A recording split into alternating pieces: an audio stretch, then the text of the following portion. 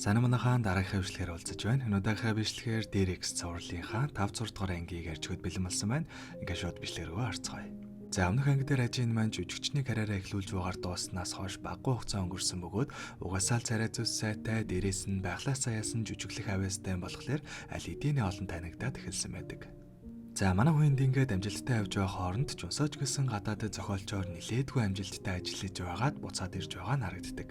Дээрээс нь Жэвч гэсэн аль хэдийн шоронгоос гарч ирсэн эргээд энгийн амьдралдаа орчихсон явж байдаг. Гиснээс нэрээ манай ажины продакшнд хариалагддаг хоёр жүжигчнийг халтгаан танилцуулах юм. За энэ эрэгтэйг нь болохоор Ингайн гэдэг бөгөөд бас л сүүлийн үед нэлээд алдартай байгаа жүжигч. Яг ямар зоригтойг нь мэдэхгүй ч манай ажийн түүнийг өөрийн болохгүйгээр тоочилчихсан байгаа юм лээ. Харин эмэгтэйг нь Рина гэдэг бөгөөд ажины гарч ирэхээс өмнө нэлээд алдартай байж байгаад одоо бол карьер нь багаар уруудаж байгаа нэг. Дэмдэж манай ажинд байр суурь болоолгож байгаа гэдэг утгаараа нэлээд дургу бөгөөд арай эртний салбарт орж ирсэн болохоор байнга л дээрлэхээстэй.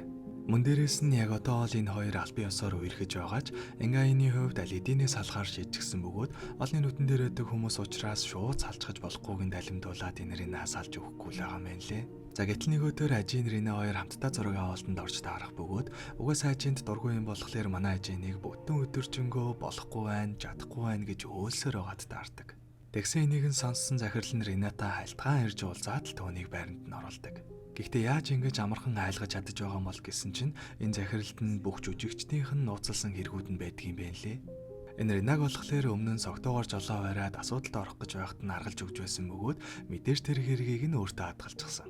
Тэгээ асуудал үүсгэх юм бол энийг чинь дийлгэж карьерийг чинь бодоо олгон шүү гэх мэтээр байг жүжигчдээ сүрдүүлдэг юм байна лээ. Энийг нь болохоор ер нь бол ойрынх нь бүх хүмүүс угаасаа л мэддэг бөгөөд бүр тэгээд зогсохгүй тэр материалуудаа шүүгэндээ хадгалдаг гэдгийг нь ажины менежер түнд хэлж өгдөг. Ингээд бодохоор манай ажины өмнөх хэргийн материалч гэсэн захиралд нь байгаа л гэсэн үг. За энэ хооронд манай Жүнсөө Солонгост ирж гисэн шинэ номоо танилцуулаад явж байх бөгөөд түүний ээж нь яг л байдгаараа мөнгөний асуудалд орчихсон өвөөтөөнд хэрүүлтэй оруулалтаа хийвэрэй л байж байдаг. Харин Жэвгийн хувьд бол ойр зургийн жижиг сажиг ажил хийгээд явж байгаа бөгөөд дүү нь болохоор наг зэгчтэйгээд ажгүй сайхан амьдарч байгаа юм байна лээ.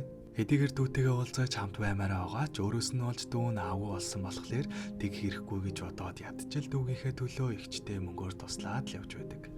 За өний дараагаар нэг өдөр ажийн маань зураг авалттай явж байхдаа санамсаргүй Жүнсөөтэй харц толгораад өнгөрдөг. Тэгсэн яг ингээд манай хоёр нилээн жоохтой харц толгорж байгааг нь Жүнсөөгийн ээж болон Рина хоёр олоод харцдаг. Жүнсөөгийн ээж бол мэдээж ойлгомжтой шууд л уурлаж одоо хүртэл энэ ажиныг мартаагүй юм уу энэ төр гэдэл байж байгааг нь нөгөөл нь Рина ч дагаж ирээд харцдаг. Ингэснээр ажин Жүнсөө хоёрыг өмнө нь ямар нэгэн байдлаар холбоотой байсан юм байна гэдгийг нь мэдээд авчиж байгаа юм л да.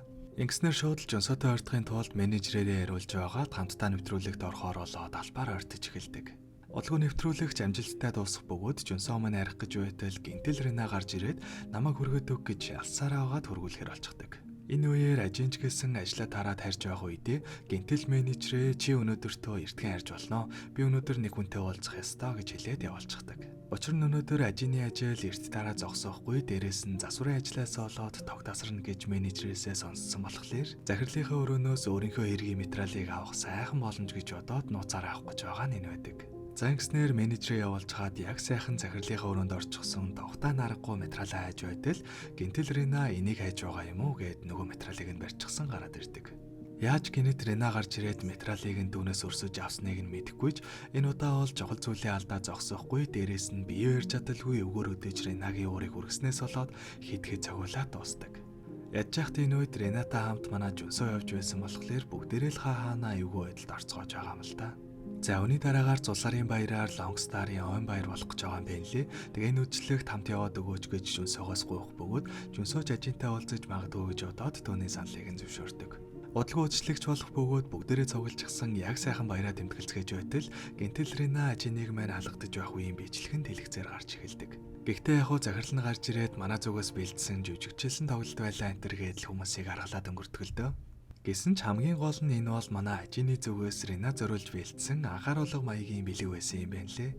Гэхдээ гол нь яаж хин энэ бичлэгийг хийсэн болоод хаанаас гараад ирв гэсэн чинь яг энэ өдөр болсон зүйлс уг нь Ринагийн төлөвлөгөө байсан юм байна лээ. Албаар ажины менежерээр нь дамжуулж захирал нь хүмүүсийн хэргийн материалыг нь хадгалдаг энэ төр гэж итгүүлж байгаад яг тэр өдөр нь манай хүнийг захирлынхаа өрөөнөөс материал авах гэж байхад нь гинт сүртэй гарч ирээд байдалд оруулахаар төлөвлөсөн байдаг. Гэхдээ энэ санааг нь манай ээжийн айл эрт гадарлаа зогсоохгүй нөгөө менежерийг нь хүртэл өөрийнхөө талд оруулчихлгүй яах вэ? Тэгснээ гол нь юу ч мэдэлгүй Ренагийн өрхөнд нь унж байгаа юм шиг царайлж байгаад яг зодуулж байгаа бичлэгээ менежерээр нь бичүүлж авсныгаа ингээд цацуулж байгаа юм байна лээ. Гэхдээ яг энэ бичлэгийг нь зөвхөн үжлэгт ирсэн хүмүүс л үзсэн, дээрээс нь жүжигжилсэн тоглолт байсан энэ төргээд харгалзчихсан хэдий ч дахиж намайг зөвөр яхад үтх юм бол жинхнээсээ дэрлэгсэн нь үнэ ингээд олон нийтэд цацчихын шүү гэж зөртөлдөг. За ингэснээр ямар тааж дахиж Рена гай болохооргүй болгочихлоо гэж бодоод явж байтал өмнө нь манай үний хэрэг дээр нь ажиллаж байсан мөрдөгч гинтэл гараад ирдэг. Хөрх юм тэр хэрэг дээр ажилласнаас болоод сүулдэ хахуул авсан нь баригдаад тушаал үртэл буураад амьдрал нь нилээн сүрчгсэн юм байна лээ. Тэгээ яг хуу чамаг ер нь бол занчсан явж байгаа шүү. Хизээ нэгэн цагт заавал өшөөгөө авнаа гэдгээ сануулж хаад яваад өгдөг. Тэгсэн энийг нь ядж яхад нөгөө өлн Рена чин дахиад л арчдаг. Тэгээ яг хуу мэдээж гандан боорохгүй ажины сул тал нь байж магадгүй гэж бодоод мөрдөгчийг хүнээр судлуулж эхэлдэг.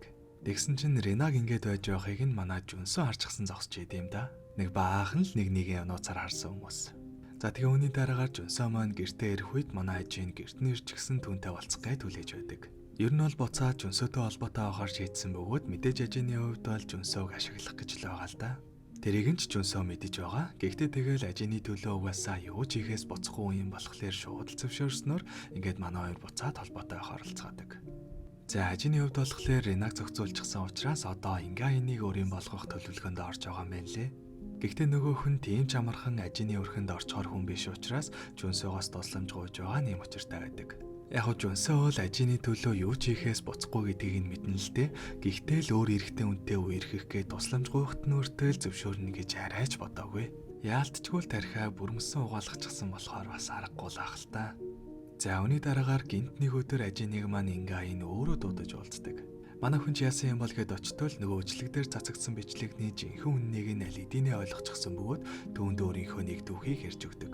Ингээ энэ өмнө нь хамтлагт байсан бөгөөд тэр үедээ бол нэг тийм алдартай биш, харин тэдний хамтлагийн нэг гишүүн нь илүү алдартай, илүү ирээдүйтэй байсан юм байна лээ. Гэтэл нэг өдөр тэр гишүүн нь самрын аршилтаа мөртлөө анзаарлагүй самартаа хамттай эзнээс болж улмаар бүр түүний биеийн муудаад карьераа өндөрлүүлсэн байдаг.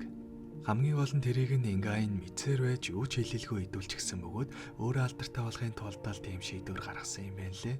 Хэдий тэгснийхээ ачаар одоогийн шиг алдартай болж чадсан ч байнга л тэр үйлдэлтэй харамсаж одоо хүртэл шаналж амьдарсаар ирсэн байдаг. За яагаад ийм зүйл ярьж байгааг ихлээр одоогийн ажиныг харахаар яг тэр үеийн өөрийгөө харж байгаа юм шиг санагдаад ирээдүйд харамсах зүйл битгий игээрээ гэд ахын хувьд нөхөрсөг зөвлөгөө өгж байгаа юм байна лээ. Үүний дараагаар гинт нэг өдөр мөрдөгч ажин руу залгаж нэг сайхан тухтаа уулзаж асуудлаа шийдъя гэд дууддаг. Ажин хэлсэн газарт нь яваад очтол баахан амьдралаа алдсан ард амигчдтай өрөө авах бөгөөд чамаг ийм ирээдүй хүлээж байгаа шүү гэж харуулах гэж л дуудсан юм байна лээ. Гэхдээ хамгийн гол нь тэр ард амигчдтай өрөөнөөс гарч явах үедээ ингээинтай таарлцчихдаг. Ингэснээр өөрийн болгох гэж хичээж байгаа хүндээ дахиад л муу сэтгэгдэл үлдээчихэн тэр. За энэ хооронд Ренагийн мөрдөгчийг судлуулах ажлыг нь дааж авсан хүн нь манай Жэвгийн ах нь байж таарад манай хүн дээр ажлыг нь хийхээр болдог. Жэвч мөрдөгчийг дагаж байгаад мэдэгдэлгүй утсанд нь чагнах төхөөрөмж суулгаж чад сонсож байтал нөгөө хүн ажинтай холбоотой хүн гэдгийг нь мэдэж авдаг. Үүнийг мэдсэн Жэв шууд л Жүнсөөтэй уулзаж яг юу болсон талаар бүх зүйлсийг түүнээс сонсдог.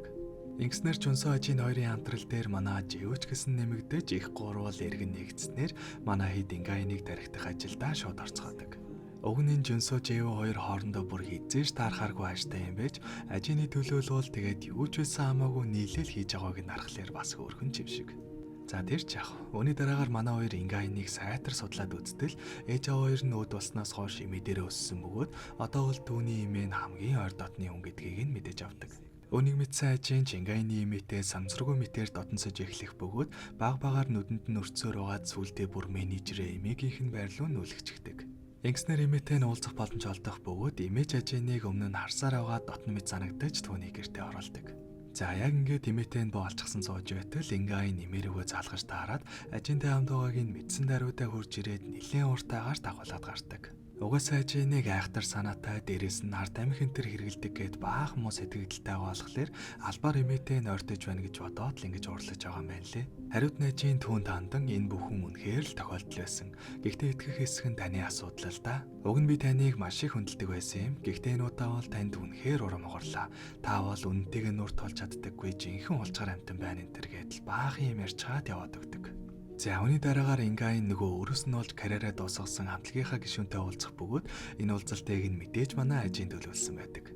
Тэгсэн нөгөөх нь анхнаасаа л бүх зүйлийг мэдэж байсан бөгөөд дуучин байхаас залхсан учраас албаар тэр амтныг нь эдсэн гэдгээ хэлээд дахиж өөрийгөө битгий буруутгаарай гэж хэлдэг.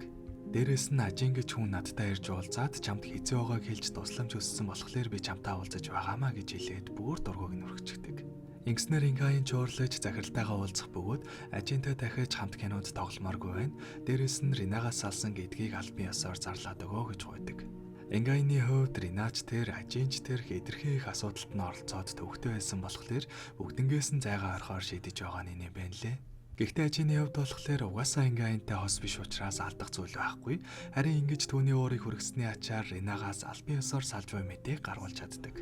Яг нь Ингаин баг зэрэг оноо алдсан ч гэсэн ямартаач Ринагаас албан ёсоор салгаж чадсан гэхлээр манай хүний хувьд ялалтал гэсэн үг. Гэхдээ тэр уурыг нь хүргэсэн шалтгааныг нь ч гэсэн сайн бодоод үзэх юм бол эцтэй гэхэд Ингаины төлөө л байсан гэдг нь харагдана л да. За ингэснээр Ринач гэсэн нөгөө мөрдөгчөөр ажины хамаг булгааг нь дийлгэх ажлыг нь яарвчлуулдаг. Гэхдээ яг нүүэр Жүнсөө Жэв 2 мөрдөгчийг барьж аваад охиныг нь хар таймыг хэрэгэлсэн гэдгийг нь мэдсэн талаараа хэл зөрдүүлснээр ингээд дахиж ажиныг оролдохоргүй болгож чаддаг. За үүний дараагаар гинтэл нэг өдөр Ингаины эмээ ажинтай уулзаж өмнөх болсон явдалд уучлалт гуйдаг. Энэ нь ерөнхийдөө Ингаины эмээ аль хэдийнэ манай ажины тарих угаалтад амжилттай оржээ гэсэн үг. Тэгсэн яг тэр өрөөнд Ингаинч гэсэн түүнээс уучлалт гуйгаад хамтдаа орон ол идэхүү гэж асуудаг. Ганц эмээч биш Ингаинч гэсэн эцэстэн түүний тарих угаалтанд орж байгаа нь энэ. Гэхдээ тийм хатуу байсан хүн гинт яагаад бодно өөрчлөх вэ гэсэн чинь нэгдүгээр тэмээн түүнд тодорхой хэмжээнд нөлөөлсөн. Гэхдээ түүнээс илүү чухал нь тэр өдөр манай ажийн Ингаин тандаж өөрийнх нь талаар бүх үннийг шууд нүрэн дээр нь хэлчихэд яваад өгсөн нь маш их нөлөөлсөн байдаг. За тэгсэн манай ажийн нэрээ үнэхээр амар хүн шүү. Түүнтэй уулзах анхны болцоогоо хүртэл маш сайн төлөвлөдөг. Албаар 10 цагаас хаадаг газарт хаагаас нь яг 1 цагийн өмнө буюу 9 цагт болцоогоо төлөвлөж гэж байгаа. Тэнгүүтээ Жэвг Ингаины замд нь саад олгуулж байгаад болцооноос нь хоцруулчихдаг. Ингэснээр Ингаин Жэвтэй баахан зуралдаж байгаад болцооноосоо хоцроод ирэх үед нь манай ээжийн рестораныхаа гадаа түүнийг хүлээж гисэн зогсож байна. За тэгээ энэ зураглалыг харсан Ингаины сэтгэл маш их хөдөлж эцэст нь ажины өрхөнд бүрэн орж уугаар 6 дахь анги маань дуусдаг. За тэгээ бичлэгэнд таалагдсан бол дараагийн юмнуудаа дараарай. Дараагийн бичлэгээр уулзтлаа. Түр баяртай.